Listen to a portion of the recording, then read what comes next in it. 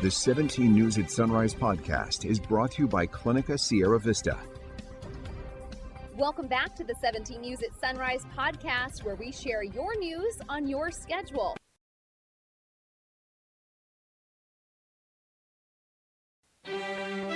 Working in the spirit of the Golden Empire, this is 17 News at Sunrise. And good morning here at 5 a.m. Thanks for waking up with us. I'm Maddie Jansen alongside Alex Fisher. All right, Kev, thanks so much. Our time now is 5:02, and this morning, if you're planning to leave on a Thanksgiving trip today, give yourself a bit of extra time, maybe a lot of extra time. That is because today is expected to be one of the heaviest traffic days of the year. Experts anticipate multiple hour delays in some places. 17's Chris Burton is joining us live from the Palm Street overpass at Highway 99 this morning, where drivers are already hitting the roads. I can see a stream of cars behind you right there. Chris, what's it looking like out there? Yeah, Maddie, you mentioned it. We're already seeing some activity here on Highway 99, but it's nothing like we're going to start seeing into the afternoon today. The Auto Club of Southern California anticipates heavy traffic all across the state. But heavy traffic, what does that look like? Well, it looks like more than 4 million people across Southern California on the move, and more than 3 million of those people will be taking to the roads. Guys, Anaheim is the second most popular travel destination in the entire United States this week, so we could see an influx of visitors from out of state too. It all means that you'll want to budget a few more hours if you're going to be on the road today. All of our major freeways heading into our larger cities like Los Angeles and San Diego will be very busy. You want to give yourself extra time to get to your destination. Add on an extra couple of hours for that road trip and expect that those delays will slow you down. That extra time will help you reach your destination on time, Shoup says, but it'll also let you breathe a little easier and drive a little safer. The busiest period today will be from 2 p.m. to 8 p.m., so experts are recommending leaving earlier in the day if you can to beat some of that traffic. And we're going to take you out live to LAX this morning, where you can see the brake lights are already starting to line up at the terminals. If you're flying, you might miss the bumper to bumper on the roads, but you'll want some extra time as well. Experts recommend arriving to the airport at least 2 hours before a domestic flight and 3 hours before an international flight. And it's important to remember that some of that traffic from major roadways in Southern California, like the I-5, could cause delays or spill over into roadways like the 99 right here in Bakersfield. So even if you are staying within the city, you're going to want to leave a little bit earlier to take that Thanksgiving drive. Live in Bakersfield, Chris Burton, 17 News. All right, Chris, you guys be safe out there. Your time now is 5:05. As we start the holiday weekend, people who are driving to see family and friends this Thanksgiving will find the highest prices at the gas pumps in 8 years. President Biden's taking action to try to give American drivers some relief, but analysts say it will take time. NBC's Chris Pallone is in Washington with that story. Maddie, good morning. Nearly 50 million Americans are expected to hit the road this holiday weekend, and President Biden says relief from high gas prices is on the way. For many, it can't come soon enough.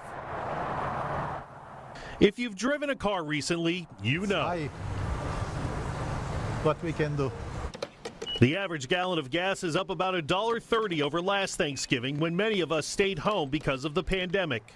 Before heading to Massachusetts to celebrate with his family, President Biden took an unusual step to try to provide drivers some relief. It'll take time, but before long, you should see the price of gas drop where you fill up your tank. He ordered the release of 50 million barrels of oil from the nation's Strategic Petroleum Reserve, joining several other countries taking similar steps, hoping to force OPEC to pump more oil to meet worldwide demand. This is really a game of chess against OPEC and other oil-producing nations. Analysts and critics say any effect on prices will take some time and will likely be minimal. This is happening globally, and so until things kind of settle down, until oil production can catch up, we're going to be digging deeper when we fill our tanks. But while relief at the pump might be hard to come by, the president says things should be improving as people look for their favorite goods and gifts at stores from coast to coast. In the past 3 weeks, the number of containers sitting on docks blocking movement are down by 33%. Shipping prices are down 25%. More goods are moving more quickly and more cheaply out of our ports, onto your doorsteps and onto store shelves. The challenges of getting back to normal as the world emerges from the pandemic. Several Republicans criticized the president for tapping the Strategic Petroleum Reserve, with one calling the move nothing more than a gesture. In Washington, Chris Pallone, 17 News. In your 17 Court Watch this morning, the man accused of punching radio show host Ralph Bailey at a local steakhouse was arrested after police received an anonymous tip.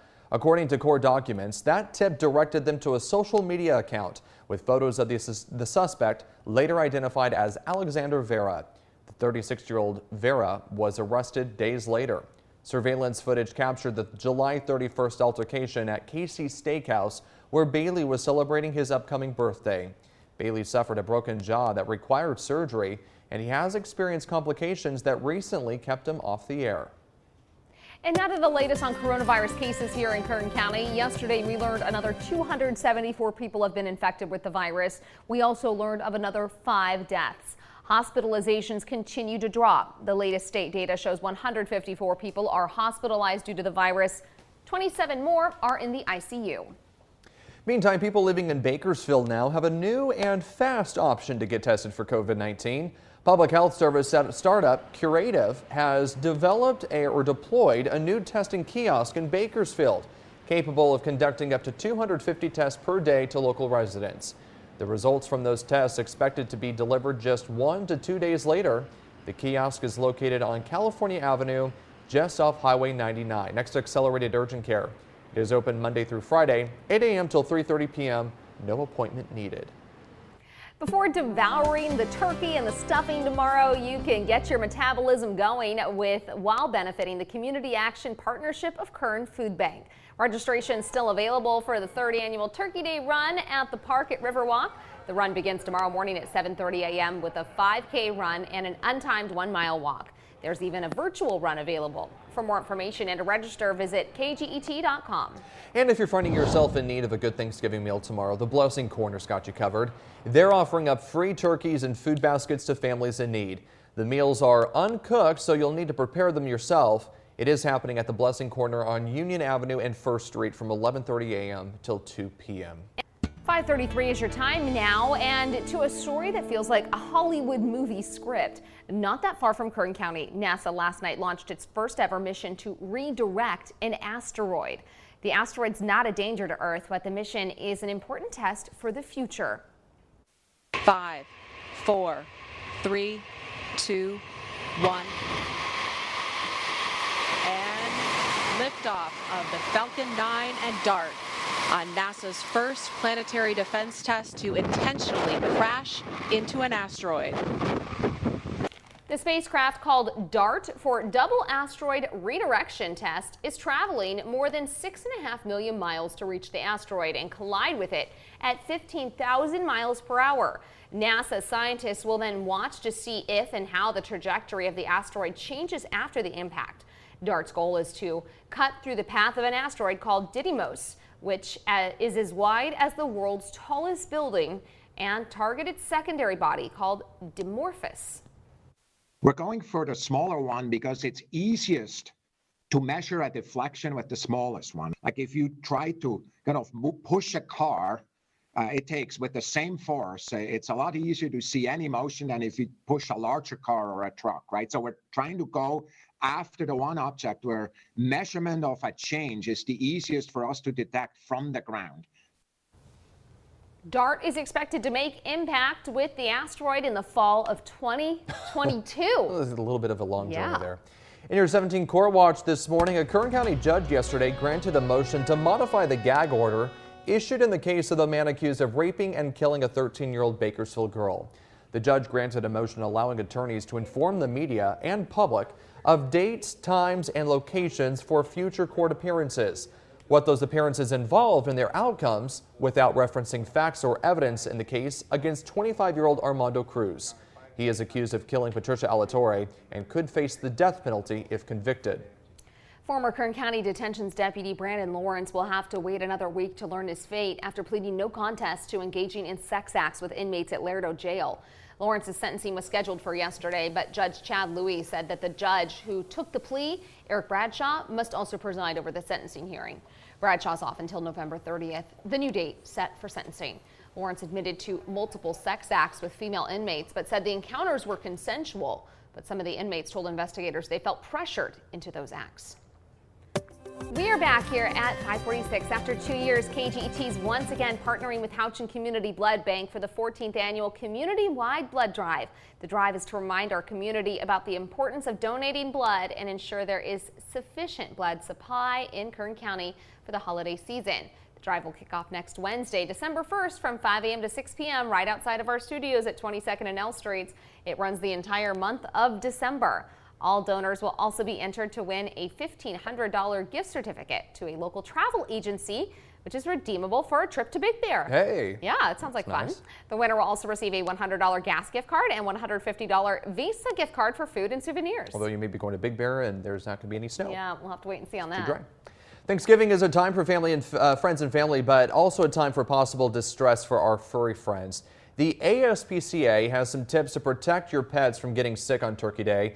If you decide to feed your pet a small bite of turkey, experts want to make sure that it is boneless and well cooked. Don't offer the dog or cat raw or undercooked turkey, and don't give your pets the leftover carcass. They even suggest giving your cat and dog a small feast of their own. Offer them their usual dinner, perhaps with a few added tidbits of turkey, vegetables, and dribbles of gravy. But put it inside a food puzzle toy. That way they're safe and occupied, or as my dog will do, she'll just inhale it. Just straight out of the food puzzle toy? I swear it is amazing how, you know how there's those toys or those bones, it's like, give it to them and it's supposed to last them all day or several weeks. Not Lucy. Nope. Within minutes, seconds sometimes. All right, 5:48, it's your time now. Do you have a Peloton at home? And are your kids always asking to ride it? That's me. Little Tikes is now selling a stationary bike called the Pelican. It's similar to a Peloton, but for kids. The bike even includes a screen attached to the front. However, child development experts say the product does more harm than good. They say kids should be outside exploring neighborhoods on real bikes. Little Tikes responded saying the Pelican isn't meant to replace outdoor bikes, but rather in addition to have at home. They sell for about $100 on Amazon. So and on yes, a my kids rainy have seen day, this and thought they needed it. On a rainy day? No. No. Nope, wrong. No. Wrong. Just completely No, wrong. they don't need this. They have so many bicycles, it's ridiculous. And scooters and skateboards and rollerblades and go outside and they... Jansen household, they also have stores too. They have what? They have stairs, not stores. Yeah, stairs. We don't have a store, stores. but we do have stairs. And just, you know, they don't need this. Yeah. If it's snowing, they will go play in the snow and go sled. And then what? They can come in and ride their bike. No. Working in the spirit of the Golden Empire, this is 17 News at Sunrise. The 17 News at Sunrise podcast is a production of KGET and Nexstar Media Group. For more on all of the headlines in today's show, head to kget.com.